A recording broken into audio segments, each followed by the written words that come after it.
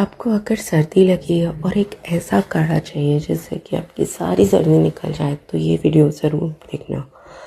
इसमें मैंने थोड़ा नमक, काली मिर्ची, हल्दी, जिंजर डाला है और ये पानी में हम डिकॉक्शन टाइप बॉईल करेंगे। तुलसी के पत्ते और पान, अगर पान आपको सूट नहीं होता तो आप छोड़ सकते हो, बाकी पान बहुत अच्छा है। इसमें लौंग, एक इलायची और पानी और डाल देंगे। इसे बॉईल होने तक थोड़ा आधा कर ले। लास्ट में आप नींबू और शहद डाल के इसे पी सकते हैं।